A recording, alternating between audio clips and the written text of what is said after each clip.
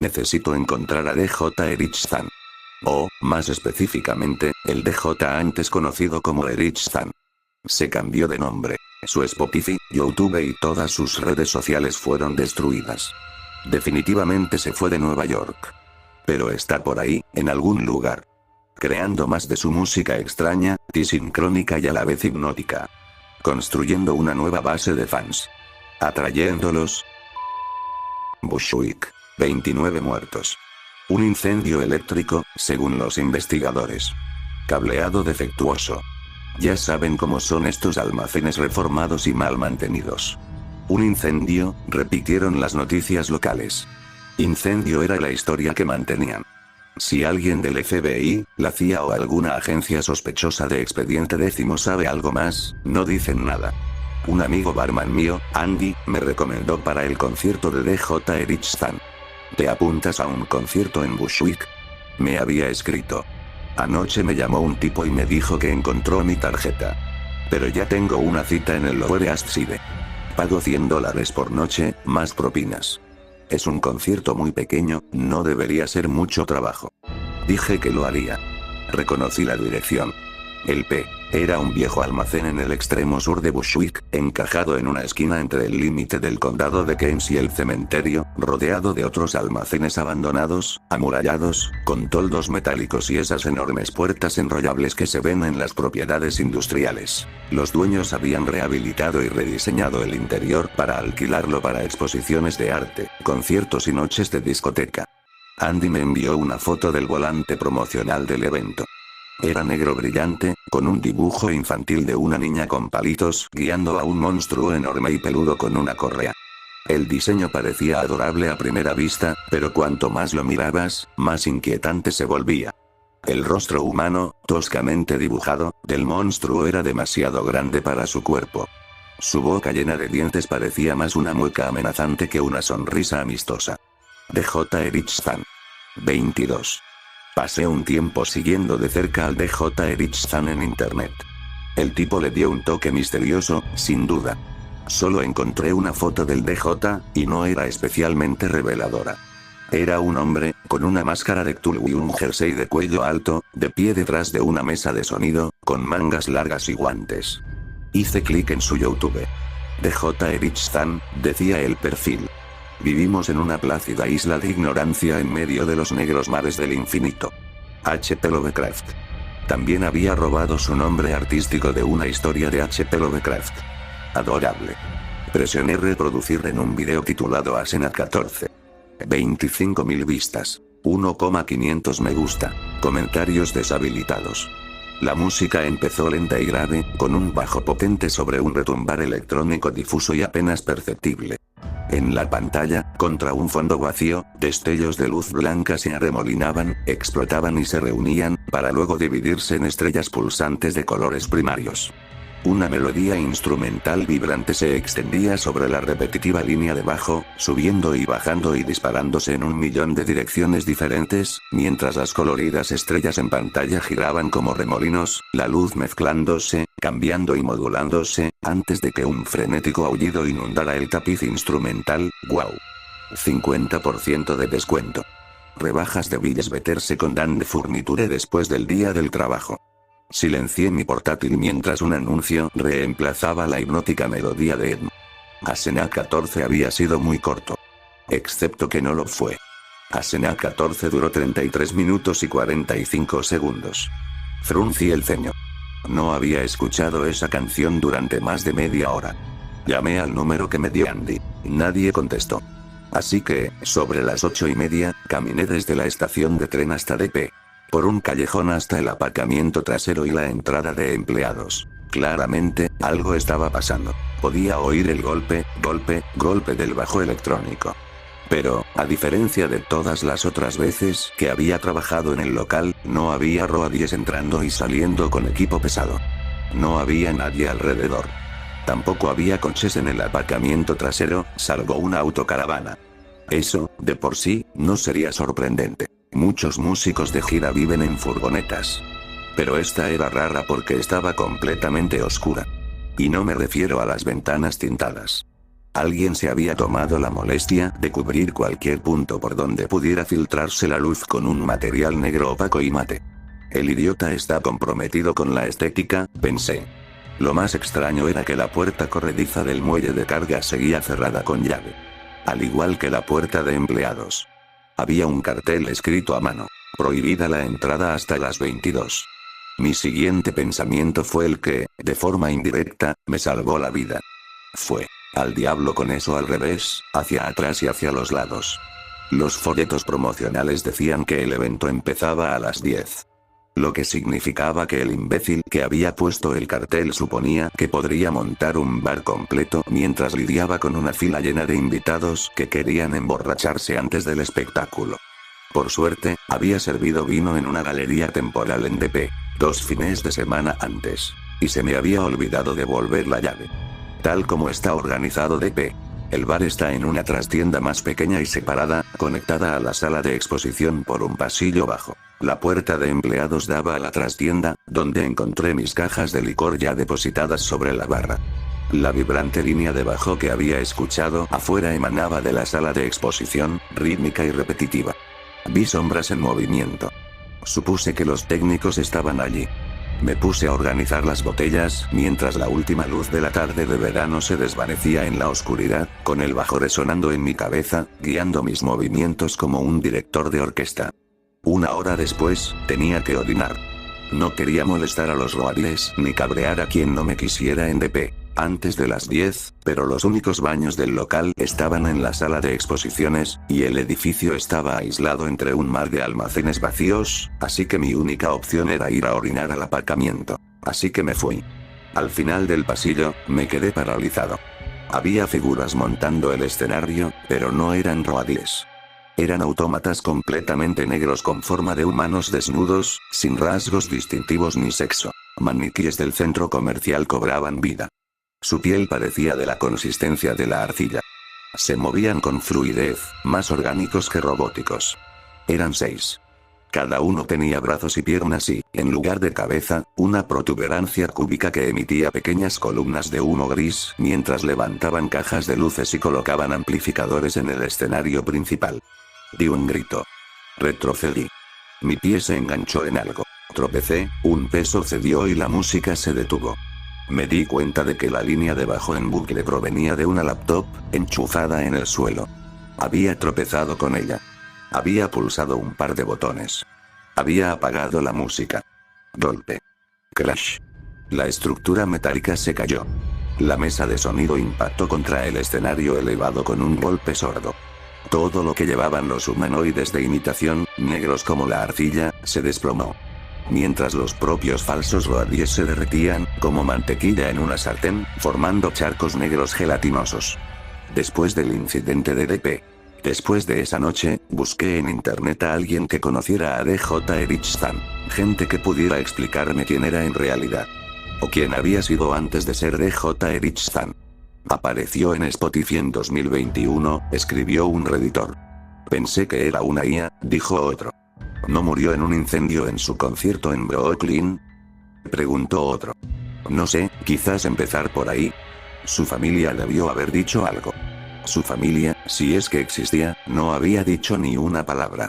Busqué en internet una fotografía real del DJ Erichzan, o incluso una grabación de su voz, y no encontré nada. Finalmente, el usuario Greg87 me envió un mensaje directo. El DJ Erichzan era mi compañero de piso, escribió. Estaré en Nueva York la semana que viene para la Semana de la Tecnología. Puedo contártelo todo. Greg87 es un hombre real, con nombre real, familia y una vida en Pasadena, California. Pero por privacidad, me referiré a él simplemente como Greg. Greg es ingeniero aeroespacial con una maestría. Nos conocimos en una tranquila cafetería de Williamsburg. Conoció a DJ Erichzan cuando ambos eran estudiantes universitarios a finales de los años 2000. James Adley, me dijo Greg. Ese es su verdadero nombre.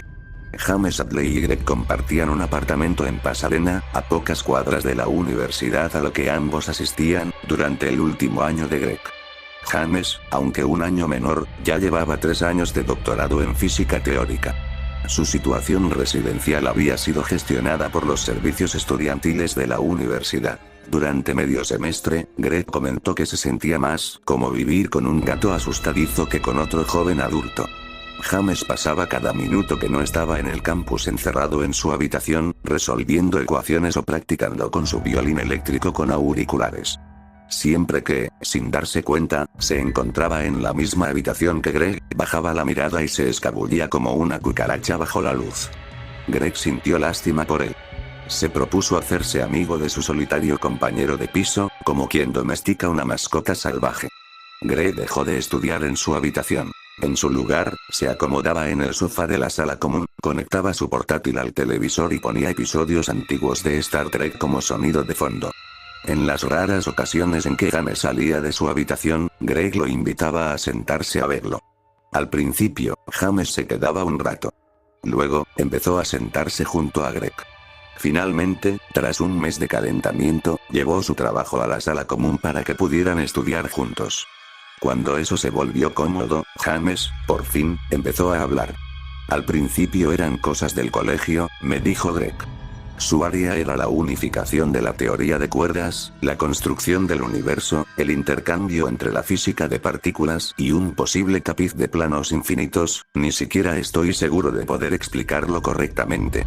Sin embargo, con el tiempo logré que me hablara abiertamente de su vida fuera de la investigación. Ya sabes, de su familia. James Hadley había sido el hijo único y querido de padres exitosos. Cuando se dieron cuenta de que su hijo de 7 años podía resolver ecuaciones algebraicas avanzadas y tocar a Mozart en el violín, presionaron a la pequeña academia privada de James para que lo pasaran de segundo a séptimo grado. Destacó tanto académicamente como musicalmente, pero su relación con otros niños era una fuente de ansiedad.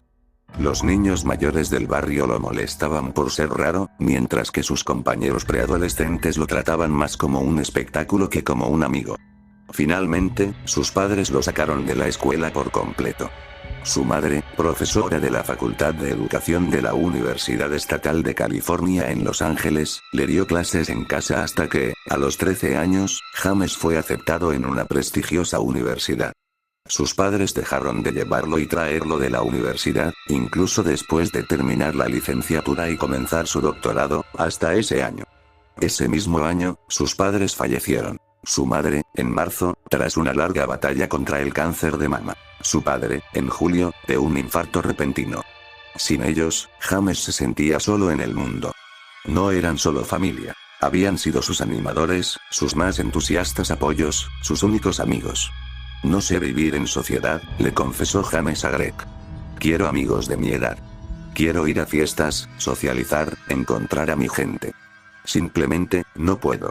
¿Qué tal la música? Le preguntó Greg. Quizás podrías intentar encontrar una banda con la que tocar. James se tomó el consejo en serio. Se compró una guitarra y practicó en garajes con fumetas que conoció en Craigslist. Pero no encajaba. El tipo no estaba hecho para ser rockero. Era demasiado cohibido, demasiado obsesivo, un agujero negro de carisma. Entonces, Greg tuvo una revelación. La música electrónica todavía era relativamente de nicho, todavía friki. James estaba intrigado.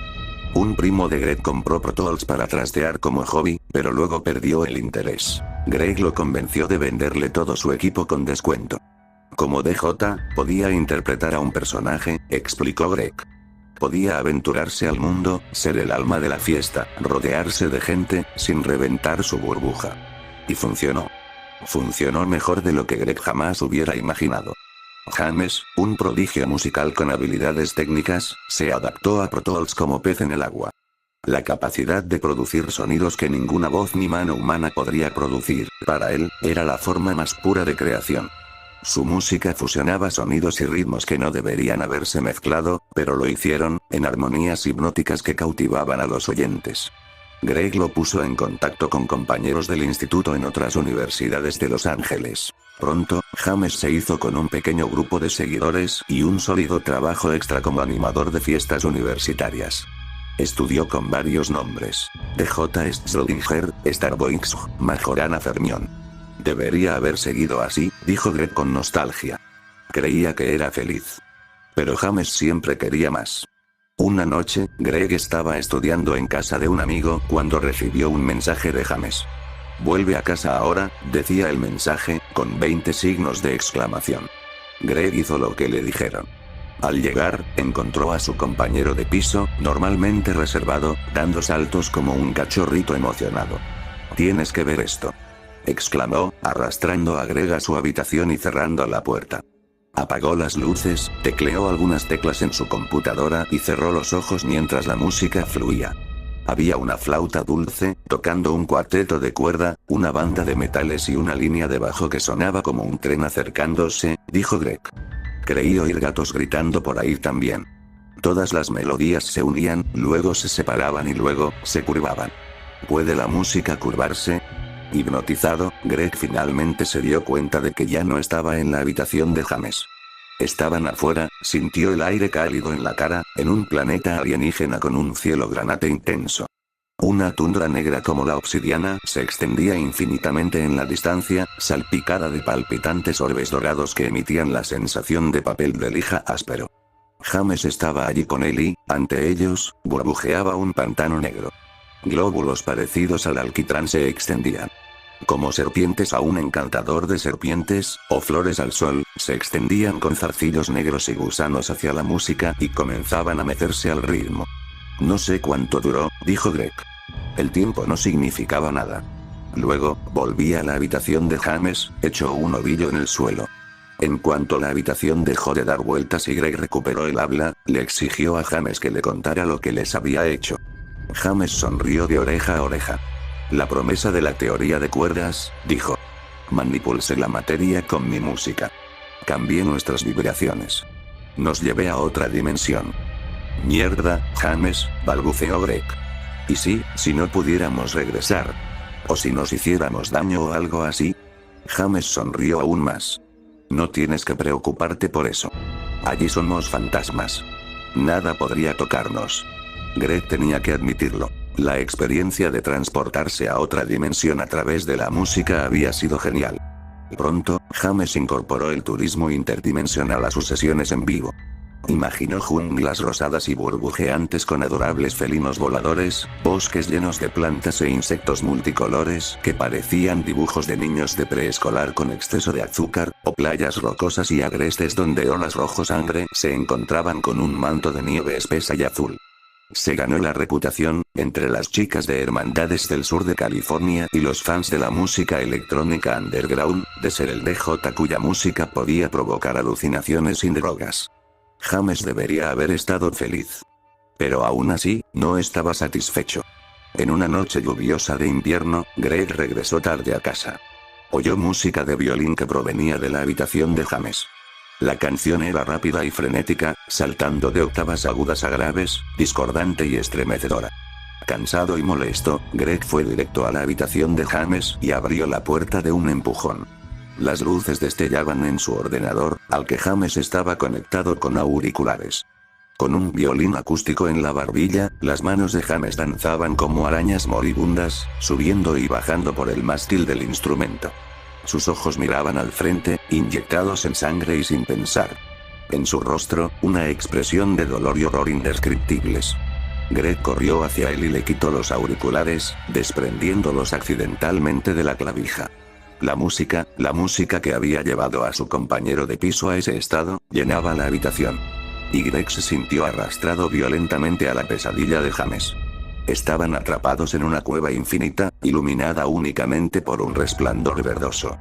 Púas metálicas, estalagmitas dentadas, cubrían las paredes, el techo y el suelo, sobresaliendo como si quisieran empalar a sus presas. Una sustancia blanca lechosa, con la consistencia del pegamento, humedecía las púas como si fueran saliva. Una cosa gris acechaba detrás de James. Un hombre sin rostro, hecho de acero líquido gris. Burbujeando, goteando y volviéndose a solidificar, sus brazos rodearon su cintura, dejándolos libres para juguetear como un loco.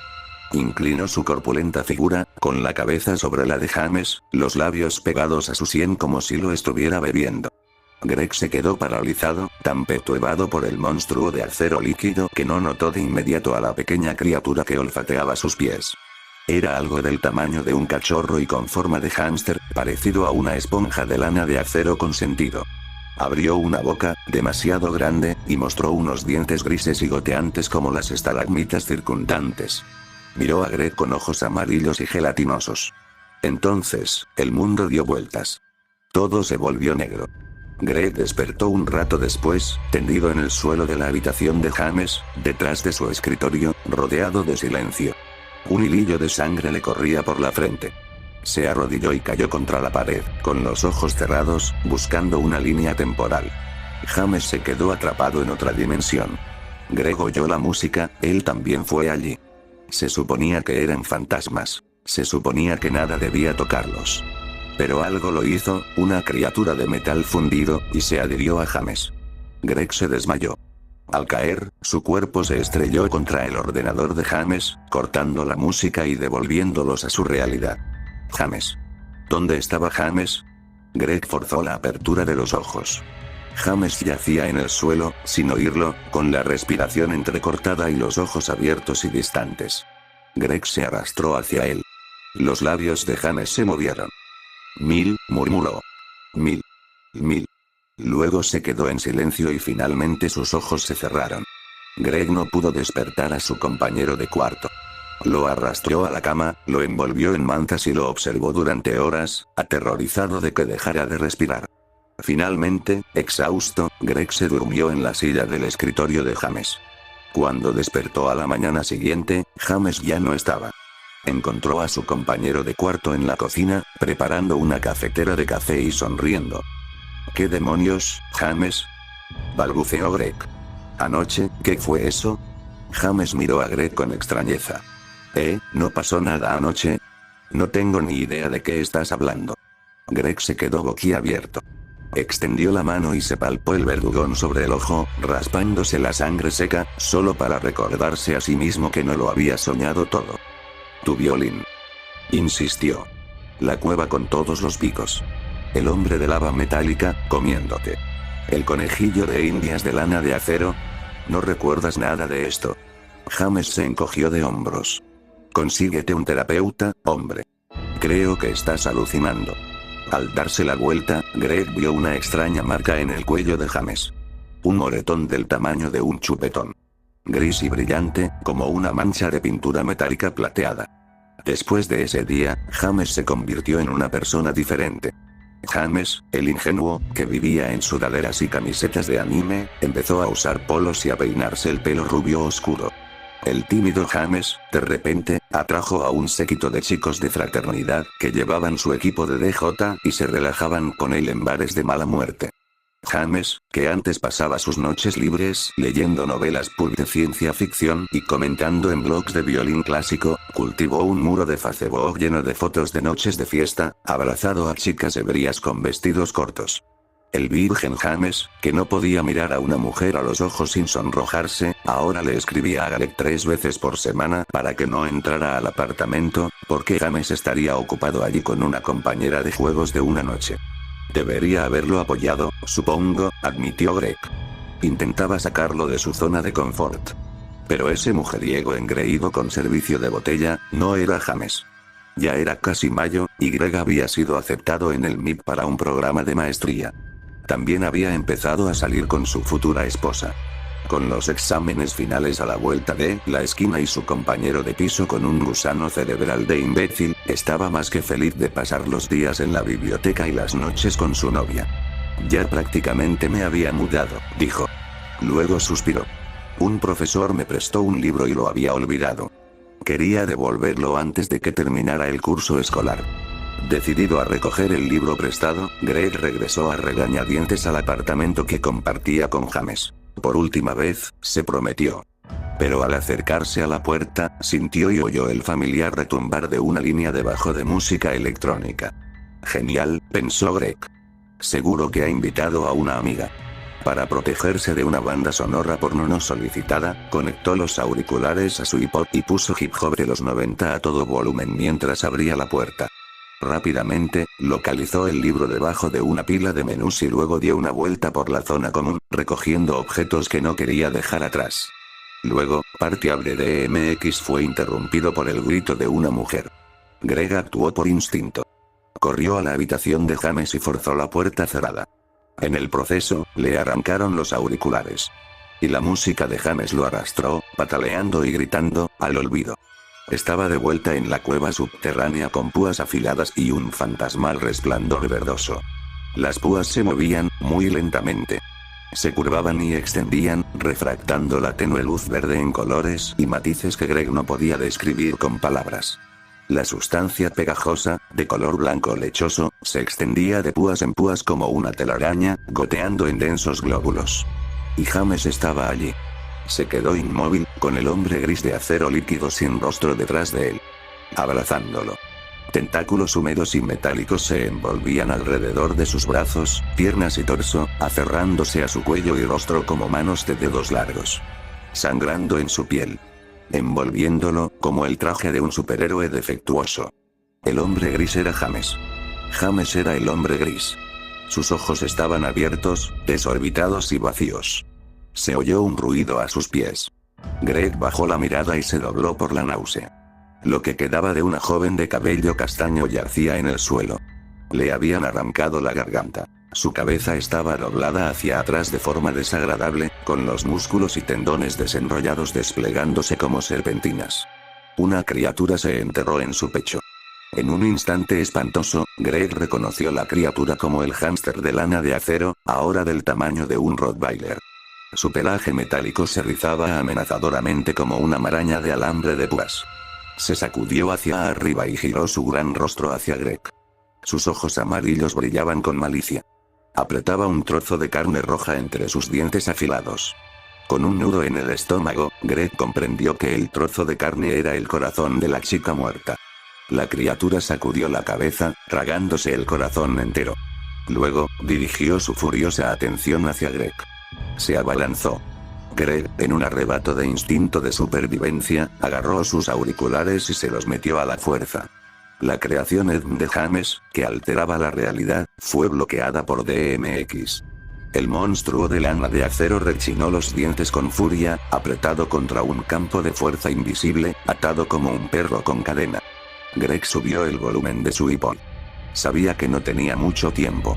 Esquivando las púas vivientes, encontró el camino hacia la computadora de James. Rompió cables, estrelló la portátil contra la pared, pateó, pisoteó y destrozó la costosa placa de sonido hasta que quedó reducida a un trozo de plástico, goma y metal. Finalmente, sacó sus auriculares.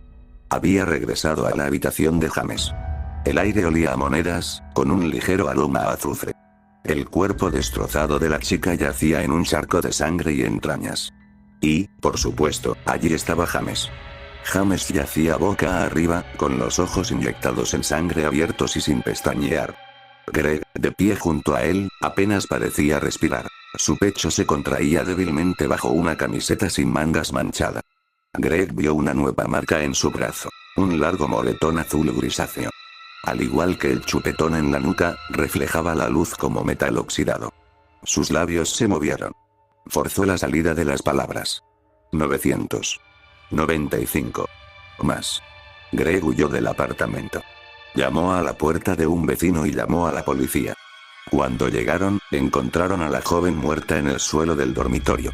James había desaparecido. El concierto de Bushwick no fue el primero, insistió Greg. Ha habido otros, en Sudamérica. En Ibiza. Sigue cambiando de nombre. Nunca se permite ser demasiado popular. Siempre son conciertos pequeños, 30 personas o menos. Porque si fuera una gran celebridad, llamaría demasiado la atención. Sí. La fama sería un anatema para alguien como DJ Erich Zahn. Mejor ir desvaneciéndolo poco a poco, un par de docenas de fans condenados a la vez. ¿Qué significaba? Le pregunté a Greg. Lo último que te dijo. 995 más. Greg me miró a los ojos. Él lo sabía. Él sabía que yo lo sabía. Esa chica, dijo. Se llamaba Devin Slade. Era estudiante de arte y acababa de salir de su hogar de acogida. Y tampoco era su primera. La poca compostura que quedaba en el rostro de Greg se quebró. Otras 4 chicas desaparecieron, más o menos al mismo tiempo. Durante los años siguientes, la policía las encontró a todas, enterradas en fosas poco profundas en extremos opuestos del condado. Nunca relacionaron a las chicas muertas con James, no oficialmente. Pero, bueno, yo sí. Porque las habían mutilado. Les habían arrancado el corazón del pecho. La historia de Greg terminó ahí. La mía, no. Esa noche, en DP. Arrasé con la música. Los autómatas negros del DJ Erichstan se derritieron en charcos negros gelatinosos. Con el corazón en un puño y un nudo en el estómago, me acerqué a un charco. Extendí un dedo del pie. Golpe, golpe, golpe. El bajo volvió a sonar. Los charcos burbujeaban al ritmo de la música. Brazos de goma surgieron del desastre, se presionaron contra el suelo y formaron tosos. Dije que no se puede entrar hasta las 10. Me giré bruscamente, alejándome de los humanoides que resurgían y acercándome a esa voz áspera, robótica y alienígena. El pulso me latía con fuerza en los oídos. Se me formaron gotas de sudor en las palmas de las manos y la nuca. Mis neuronas rechazaron la mirada y no podía respirar. James Hadley, DJ Erichstan, estaba parado frente a mí, sin camisa y con la cara descubierta. Su carne, si es que podía llamarse carne, alternaba entre manchas metálicas de un azul negruzco que refractaban la luz y tejido putrefacto de un verde oscuro que se desprendía, colgando de él, goteando un líquido pestilente. Trozos de sus brazos se habían desintegrado, revelando músculos teñidos de plata. No tenía nariz, ni labios, ni dientes, solo enormes agujeros negros. Era calvo. Un moho negro se extendía por su cuero cabelludo. Sus ojos saltones, de un blanco turbio, resaltaban en bajo relieve, y, aunque no podía ver sus pupilas, sentía una furia clavada en mí. Pasos detrás de mí. Sus botas de carretera negras se habían estabilizado. Y habían bloqueado todas las salidas. Lo que me salvó la vida esa noche fue una combinación de suerte y la negligencia de los dueños del local. Había trabajado como camarero en muchos eventos allí. Así que sabía que, tras el escenario, una trampilla secreta y una escalera oculta conducían al sótano. Sabía que se podía acceder al sótano por otra escalera que, a través de las puertas del sótano, daba a la calle. Y sabía que los dueños siempre olvidaban cerrar con llave dichas puertas. Corrí, luego caminé, luego me desplomé en un bulto y lloré. Volví a correr, caminé, lloré, y volví a repetirlo, hasta que me desplomé en un banco junto a Aston Parkway en Crown Heights, con las piernas demasiado entumecidas para moverme. Debería haber llamado a la policía, me di cuenta entonces. La policía habría pensado que estaba drogado, me dije. Y aunque me hubieran creído, no habría cambiado nada. 29 personas murieron en el concierto. La más joven tenía 19 años. La mayor, 51. Eran estudiantes, baristas, poetas, corredores de bolsa, profesores, biólogos, taxistas, cónyuges y padres. Amantes de la música que solo querían perderse por una noche. A sus seres queridos les dijeron que todos habían muerto en un incendio eléctrico, debido a que las ratas mordieron los cables. La prensa, salvo algunos medios locales, no le prestó al incidente la atención que yo creía que merecía. ¿A quién le importan unos pocos hipsters muertos, verdad? Pero mucha gente, familiares y amigos, periodistas, policías de bajo rango y paramédicos que presenciaron las consecuencias, no quedó satisfecha con las respuestas que recibió. Y, como suele ocurrir cuando las respuestas escasean y los altos mandos se callan, algunos individuos empezaron a hacer preguntas con un poco más de fuerza. Por ejemplo, si las 29 víctimas murieron en un incendio, ¿por qué las autopsias no revelaron humo en sus pulmones? ¿Por qué los cuerpos recuperados estaban en pedazos? ¿Cómo pudo un incendio eléctrico arrancar extremidades de sus articulaciones con la fuerza de un elefante, o morder pechos con mandíbulas tan anchas como las de un tiburón? ¿Por qué a todos los torsos recuperados les faltaba el corazón?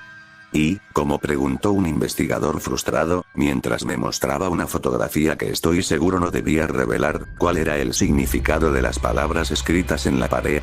Me quedé mirando las palabras, garabateadas en letras irregulares, como si fueran las uñas de una mano rota y sangrante. 5 más.